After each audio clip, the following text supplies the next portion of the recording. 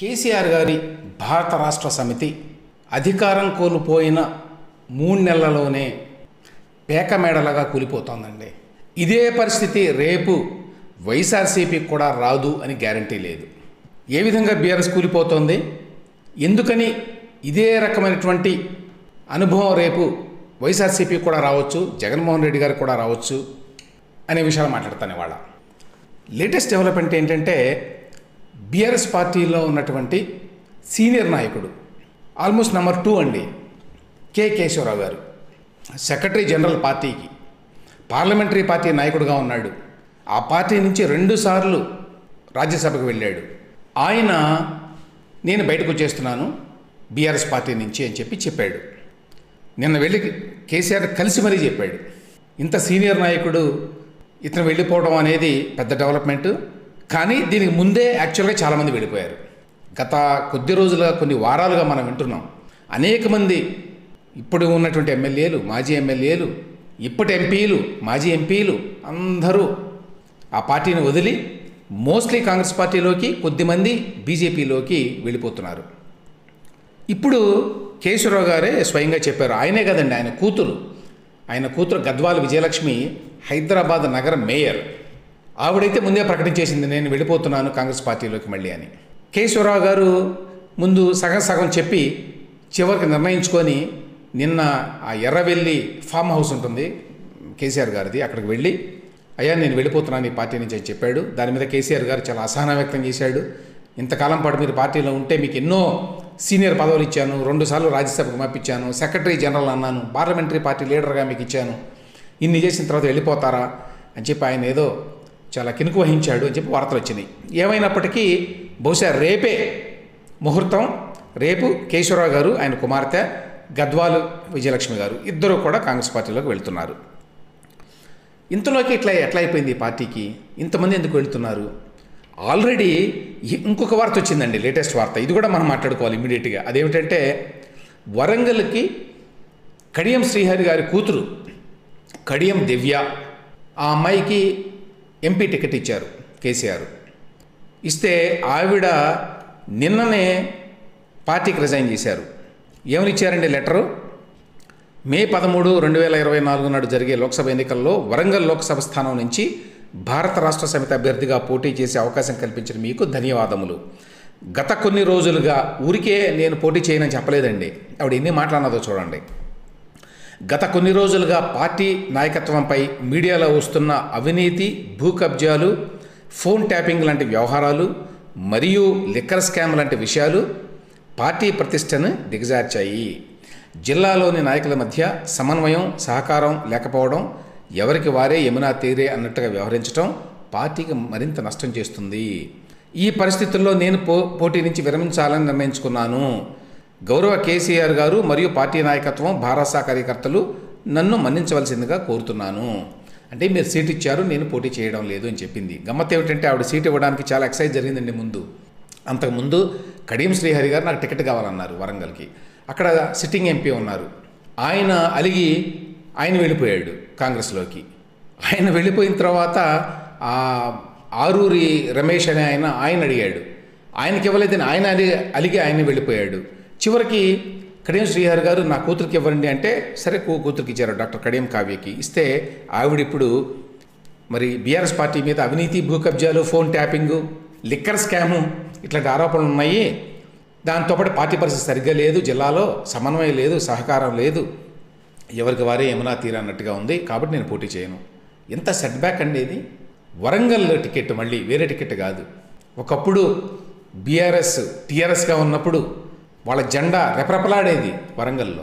అటువంటి వరంగల్లో మరి ఆవిడ నేను పోటీ చేయను ఎంపీగా అని చెప్పి రిజైన్ చేసింది.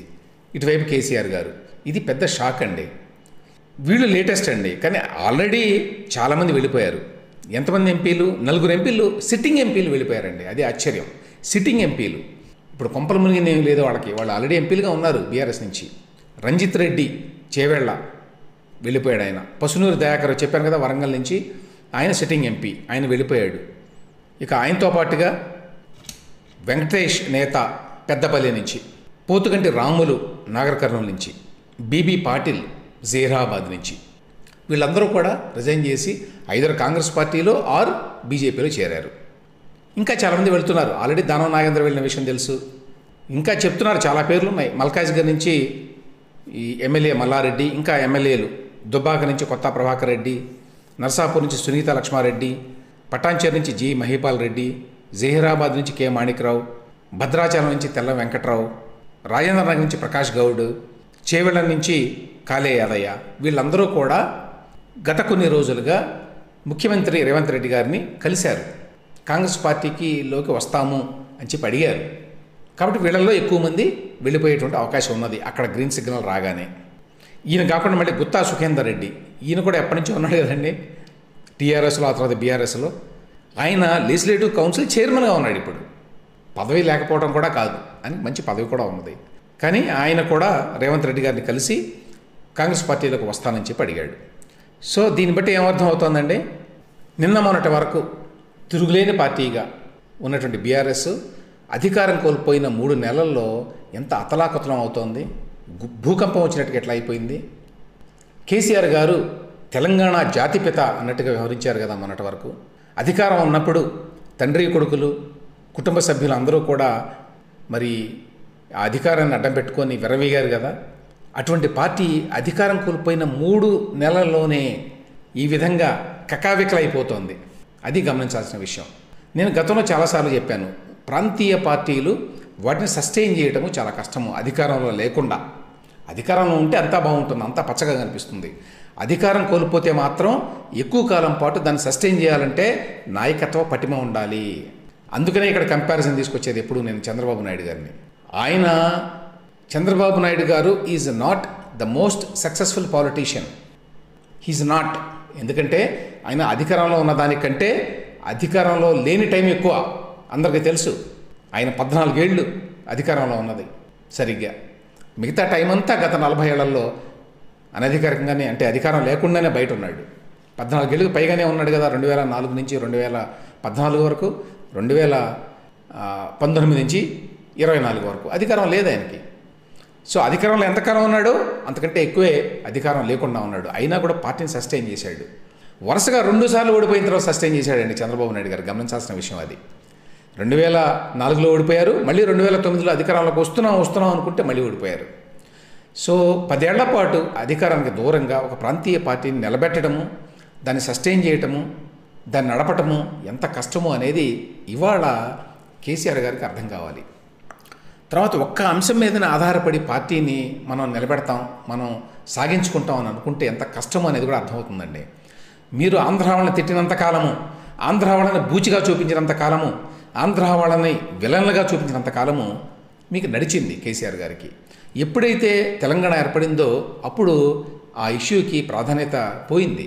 అప్పటికీ ట్రై చేశాడండి ఆయన. 2014లో అధికారంలోకి వచ్చిన తర్వాత కూడా ఆంధ్ర వాళ్ళని బూచిగా చూపించి తన అధికారాన్ని ఇంకా కన్సాలిడేట్ చేసుకోవడానికి చాలా ప్రయత్నం చేశాడు. అందులో సక్సెస్ కూడా అయ్యాడు. ఎందుకంటే అప్పట్లో అందరు గుర్తుండే ఉంటుంది, హైదరాబాద్లో ఎక్కువ మంది ఉంటారు ఆంధ్ర నుంచి వచ్చి ఇక్కడ సెటిల్ అయిన వాళ్ళు.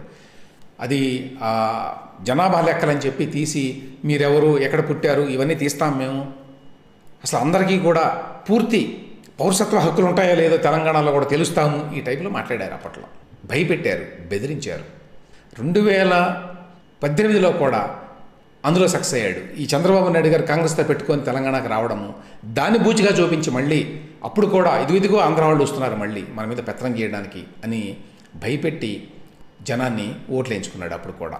కానీ ఎంతకాలం అది సాగుతుంది? ఇవాళ అసలు ఆంధ్ర వాళ్ళు ఎక్కడా లేరు ఈ మొత్తం వ్యవహారంలో. ఆంధ్ర అనే పదానికి ఏమాత్రం ఇక్కడ దానికి ప్రాధాన్యత లేదు. ఇవాళ తెలంగాణ సమాజం మాత్రమే నిర్ణయిస్తుంది తెలంగాణలో ఎవరు అధికారాన్ని చెలాయించాలో. ఆంధ్ర వాళ్ళని చూపిస్తే వాళ్ళు దానిని పరిగణలోకి తీసుకునేటువంటి పరిస్థితి ఇవాళ లేదు. వాళ్ళు తెలంగాణలో జరుగుతోంది. తెలంగాణలో ఎవరు మనకు చేస్తున్నారు, ఎవరు మనకు చేయడం లేదు, ఎవరు అహంకారంతో ప్రవర్తిస్తున్నారు, అధికార మదంతో ప్రవర్తిస్తున్నారు, ఎవరు అవినీతికి పాల్పడుతున్నారు, ఎవరు అధికారాన్ని పూర్తిగా దుర్వినియోగం చేస్తున్నారు, ఈ అంశాల మీదనే ఓటేశారు మొన్న. గమ్మత్ ఏమిటంటే ఈ పార్టీకి అండి మరీ తక్కువ సీట్లు ఏమి రాలేదండి. 39 సీట్లు వచ్చినాయి ఉన్న 119లో. 39 సీట్లు తక్కువేం కాదు. చంద్రబాబు నాయుడు గారు టీడీపీకి ఎన్ని వచ్చినాయి? 175లో 23 వచ్చినాయి. అంత పెద్ద పార్టీకి, మరి అంతకాలం పాటు ముఖ్యమంత్రిగా చేసిన వ్యక్తికి, అంత అనుభవం ఉన్నటువంటి పార్టీకి అంత తక్కువ వచ్చినాయి. అయినా కూడా ఆ పార్టీని నిలబెట్టారు. మీరు 119లో 39 ఇచ్చినా కూడా 3 నెలలకే బేలగా తయారయ్యారు. అంటే అధికారం లేకపోతే మీరు పార్టీని నడపలేరు అన్నమాట. ఇక్కడ ఒక మాట రావచ్చు, అదేంటంటే అధికారం లేకుండా 2001లో పెట్టారు టీఆర్ఎస్ని. 2001 నుంచి 2014 వరకు నడిపాడు కదా కేసీఆర్ గారు. నిజమే. జగన్మోహన్ రెడ్డి గారు కూడా అధికారం లేకుండా 2011 నుంచి 2019 వరకు నడిపారు. కరెక్టే. కానీ అధికారం లేకుండా అధికారాన్ని లక్ష్యంగా చేసుకుని పోరాడినప్పుడు అప్పుడు ఉండేటువంటి జీల్ వేరండి, అప్పుడు ఉండేటువంటి ఉత్సాహం వేరు, అప్పుడు ఉండేటువంటి కమిట్మెంట్ వేరు. ఒక్కసారి అధికారాన్ని అనుభవించిన తర్వాత ఆ తర్వాత అధికారానికి దూరంగా వెళ్ళిపోతే, ప్రజలు మిమ్మల్ని ప్రతిపక్షంలో కూర్చోబెడితే అప్పుడు నిజమైనటువంటి పరీక్ష ఆ పార్టీకి, ఆ నాయకుడికి. కేసీఆర్కి అదే పరిస్థితి వాళ్ళ.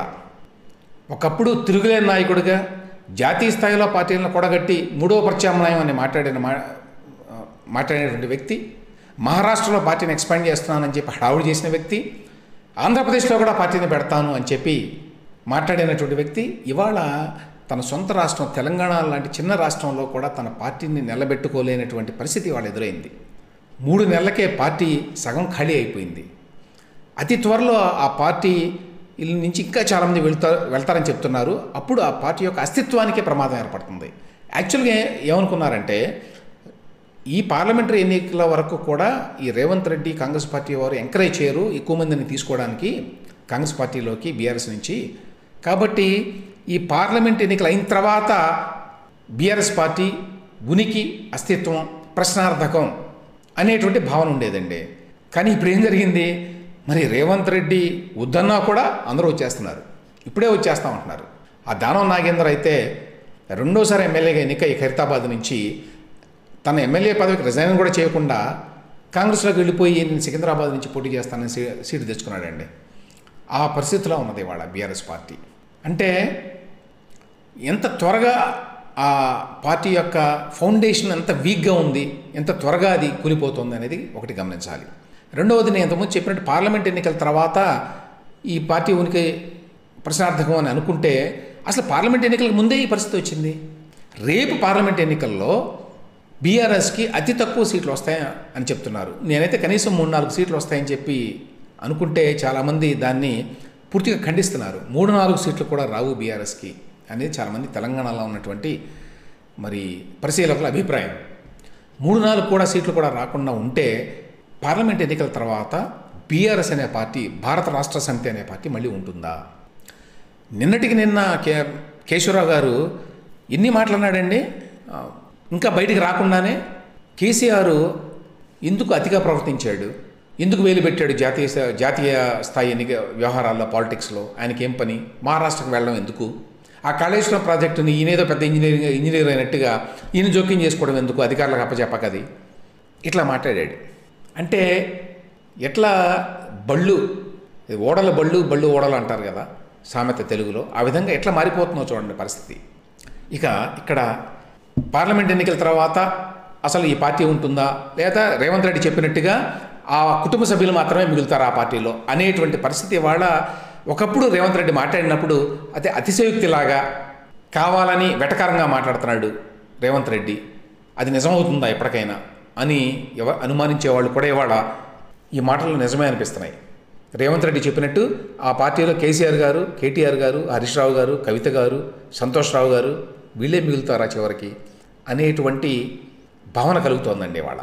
ఆ పరిస్థితికి వచ్చింది ఇంతలోనే, ఇంత 100 రోజుల్లోనే. అది విచిత్రం. ఇంత త్వరగా కకావికలైనటువంటి పార్టీ మరొకటి ఉండదు. ఎంతో అధికారాన్ని అనుభవించి తిరుగులేని శక్తిగా తెలంగాణలో ఉన్నాం మేము అని చెప్పుకున్నటువంటి బీఆర్ఎస్ పరిస్థితి ఇది.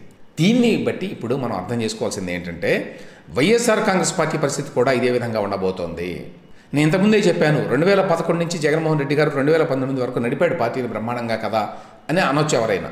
కానీ అప్పుడు అధికారం లేదు కాబట్టి ఆ అధికార దాహం ఉంటుంది. ఎట్లయినా మనం ఈ లక్ష్యాన్ని ఛేదించాలి, ఎట్లయినా అధికారాన్ని సాధించాలి. అప్పుడు ఎట్లయితే తెలంగాణ ఉద్యమం నేపథ్యంలో ఆ పార్టీ ఎన్నో ఒడిదుడుకులు వచ్చినా టీఆర్ఎస్ పార్టీ ఆ రోజు నిలబడిందో, ఆ రోజున కేసీఆర్ నాయకత్వం బ్రహ్మాండంగా పనిచేసిందో, అట్లనే జగన్మోహన్ రెడ్డి గారి నాయకత్వం పనిచేసింది 2011 నుంచి 19 వరకు. కానీ ఇప్పుడు అధికారాన్ని అనుభవించారు పూర్తిగా 2019 నుంచి 24 వరకు. చాలా సుఖాలకు అలవాటు పడ్డారు, చాలా అబద్ధాలు చెప్పాల్సినవన్నీ చెప్పారు, చాలా అబండాలు వేశారు ప్రతిపక్షాల మీద. రకరకాలుగా వాళ్ళు ప్రచార మార్గాలను ఎన్నుకున్నారు, రకరకాలుగా ఈ ఎన్నికలు గెలవడానికి మార్గాలు ఎంచుకున్నారు. అవి నైతిక మార్గాల అనైతిక మార్గాల అనేవి చూడకుండా చేశారు అన్ని రకాల పనులు. అవన్నీ కూడా ఇవాళ అయిపోయినాయి, వాటి యొక్క లైఫ్ స్పాన్ అయిపోయింది. ఆ రకంగా ప్రచారాలు ఇప్పుడు నడవైక. ఇప్పుడు ఓన్లీ నిజంగానే మీ పరిపాలన బాగుందా, మీరు అవినీతికి దూరంగా ఉన్నారా, మీరు తప్పులు అన్ని ప్రభుత్వాలు చేస్తాయి, అందరు నాయకులు చేస్తారు, కానీ మీకు సిన్సియారిటీ ఉన్నదా లేదా, మీరు సిన్సియర్గా ఏదైనా పనిచేసి అందులో తప్పులు జరిగితే అది వేరే విషయం. అమరావతి విషయంలో చంద్రబాబు నాయుడు ఫర్ ఎగ్జాంపుల్ సిన్సియర్గా మహానగరాన్ని కట్టాలనుకున్నాడు. అయితే అంత భారీ ఎత్తున కట్టాలని చెప్పి చాలా ఎక్కువ ప్లాన్లు వేసి దాన్ని అనవసరంగా ప్రొలాంగ్ చేశాడు. మరి అంత కాలం తీసుకోకుండా ఉండాల్సింది, అంత భారీ ఎత్తున ఊహలు చేయకుండా ఉండాల్సింది, ఇట్లాంటి విమర్శలు చేయొచ్చు. కానీ చంద్రబాబు నాయుడు గారికి అమరావతి నిర్మాణంలో సిన్సియారిటీ లేదు అని చెప్పి ఎవరు అనలేరు, అది తేడా. కానీ ఇక్కడ జగన్మోహన్ రెడ్డి గారు అట్లా కాదు కదా. జగన్మోహన్ రెడ్డి గారు భిక్షం వేసి జనానికి పూర్తిగా అవినీతిమయ పాలన నేను చేస్తాను, ఈ భిక్షం వేశాను కాబట్టి జనం నాకు ఓట్లేస్తారు అనేటువంటి అహంకారం. కేసీఆర్ చేసిన తప్పే ఉందండి, అహంకారపూరితంగా వ్యవహరించాడని కదా జనం వద్దనుకుంది. ఆయన ఏమీ అంత అన్యాయం చేయలేదు తెలంగాణలో నిజం చెప్పాలంటే జగన్మోహన్ రెడ్డితో కంపేర్ చేస్తే. కానీ ఇంత అహంకారమా కేసీఆర్కి, ఎవరిని కలవడా? ఆయన కొడుకు కేటీఆర్కి ఇంత అహంకారమా? ఆయన మొత్తం ఆయన కుటుంబ సభ్యులేనా ప్రభుత్వంలో? ఇప్పుడు జగన్మోహన్ రెడ్డి గారి పరిస్థితి అదే. ఆయన కుటుంబ సభ్యులు, ఆయన క్లోజ్ సర్కిల్, ఆయన కులం, ఆయనకి దగ్గర వాళ్ళు, ఆయన బంధువర్గం, వీళ్ళదే మొత్తం రాజ్యం అంతా కూడా. ఇక ఆయన అహంకారం సంగతి ప్రత్యేకంగా చెప్పనక్కర్లా. ఇక మిగతా చాలా అవలక్షణాలు కూడా ఉన్నాయి. వీటన్నిటికీ తోడు కేసీఆర్కి లేని అవలక్షణాలు చాలా ఉన్నాయి జగన్మోహన్ రెడ్డి గారికి. ఈ నేపథ్యంలో ఆయన గెలుపు సందేహాస్పదం ఒకటి. రేపు మోస్ట్ ప్రాబబ్లీ ఆ పార్టీ కనుక ఓడిపోతే అది ఎంతకాలం మనగలుగుతుంది అనేది ఇక్కడ ప్రశ్న అండి. ఏంటి, మనం బీఆర్ఎస్ వ్యవహారం చూస్తున్నాం కాబట్టి, బీఆర్ఎస్ యొక్క ఎక్స్పీరియన్స్, బీఆర్ఎస్ యొక్క అనుభవం మన కళ్ళ ముందుంది కాబట్టి అదే పరిస్థితి రేపు జగన్మోహన్ రెడ్డి గారికి వైఎస్ఆర్సీపీకి ఎదురు కాదు అని ఎవరు చెప్పలేరు. ఎందుకంటే ఆ పార్టీ కూడా దానికి ఫౌండేషన్ ఏమీ లేదు. అది మొత్తం కూడా జగన్మోహన్ రెడ్డి చుట్టూ తిరిగేటువంటి వ్యవహారం. జగన్మోహన్ రెడ్డి దగ్గర ఉన్నటువంటి ఒక క్లిక్, ఒక కొద్దిమంది వ్యక్తులు, వాళ్ళు నడిపేటువంటి పార్టీ అది. దానికేమీ బేస్ లేదు, దానికేమీ సైద్ధాంతిక బలం లేదు, ఏ రకమైనది లేదు. దానికి తోడు ఇవన్నీ ఉన్నాయి, ఈ అవినీతి, ఈ అహంకారము, ఈ అరాచకము, బంధుప్రీతి, కులాల మధ్య గొడవలు పెట్టడము, అరాచక వాదము, ఇవన్నీ ఉన్నాయి వాళ్ళకి. కాబట్టి బీఆర్ఎస్ లాగానే వైఎస్ఆర్సీపీ కూడా అధికారాన్ని కోల్పోతే ఎక్కువ రోజులు మనగలగలేదు, చాలా తొందరగా ఆ పార్టీ కూడా కకావికలైపోతుంది అని మనకి బీఆర్ఎస్ యొక్క అనుభవం చెప్తోందండి.